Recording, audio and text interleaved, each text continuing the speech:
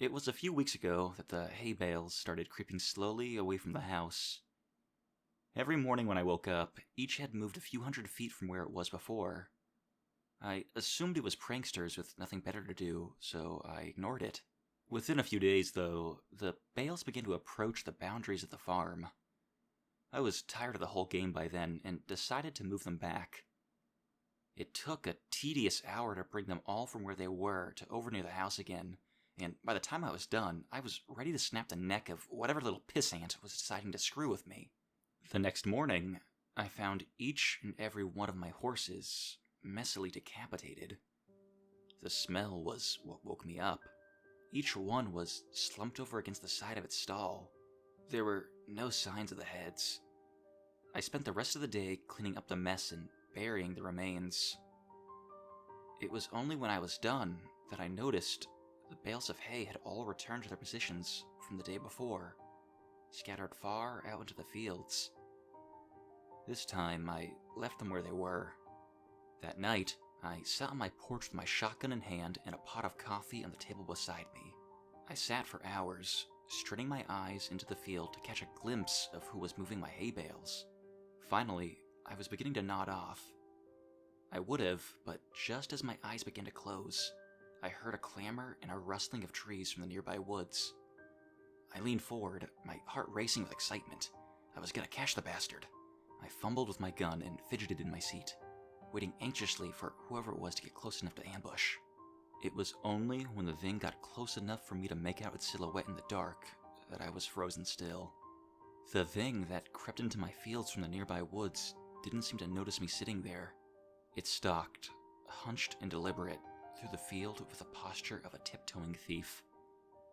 If not for the fact that it must have towered to over 10 feet tall, even in its crouched position, it might have seemed almost frail. The thinness of its arms and legs and the emaciated, caved-in quality of its chest reminded me of a starving animal. Still, this thing was undeniably strong, and I watched it hoist each bale up into its arms with ease, and set it down carefully a while away, taking only a few strides to cover the distance. I watched it work, moving each bale thoughtfully. Every once in a while, it would straighten up to look around at the other bale's positions in the field, before adjusting the one it was working on ever so slightly. Before it left, it looked toward the house. I felt its eyes sweep over me in the dark, but whether it saw me or not, I couldn't tell. Then, it turned silently and crept back the way it came, disappearing into the dark of the woods. It took me an hour before I had the courage to move at all. I went inside after a while, but didn't sleep that night. It was only when the sun rose that I dared step off my porch into the fields. The hay bales were where it left them. Strangely, it didn't move them as far as it had in the previous days. They were approaching something invisible in the fields, and as I looked at them, I realized that they seemed to be marking some line. Indeed, as I walked around the house, I saw the distinct circle that they formed, with me at the center. At first, I thought the bales were just being haphazardly moved away from the house, but now I could see that they were instead being moved towards some boundary. The thing was sending me a message. I slept uneasily that night, and only because I was exhausted. The next morning, the bales hadn't moved at all. They didn't move at all for the rest of the week, in fact. They were finally where the thing wanted them. I made myself sick trying to interpret them. Why would this thing expend so much energy moving my hay bales, and threaten me with such violence should I try to interfere? Killing my horses was just that, a threat.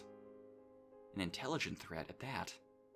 It knew what would scare me, and it knew that I would understand the implications. The sound of an automobile working its way along the road to my farm one morning gave me a little rush of excitement. I'd been planning to abandon the farm since I saw the thing, but I couldn't hope to leave on foot without risking it treating me like it treated my horses. But if I could get in the car with whoever was coming my way, I might be able to escape before it could stop me. I didn't know or care who it was. I decided that the moment they stopped the car, I would jump in the passenger seat and tell them to get the hell out of here. I didn't get the chance.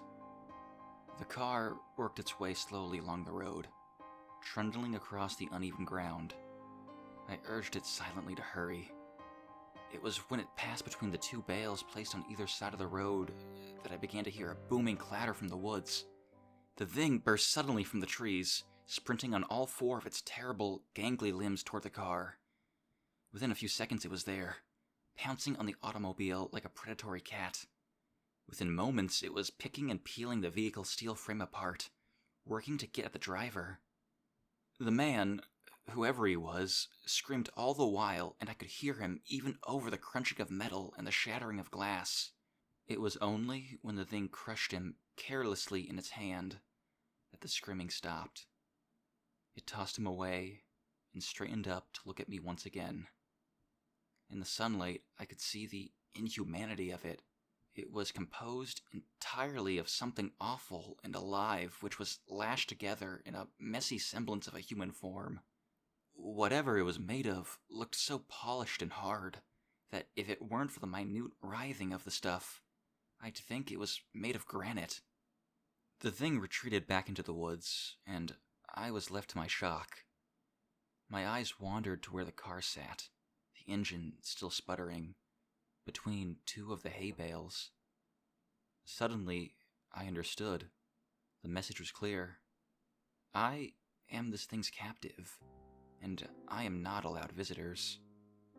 Nothing may cross the borders it has set.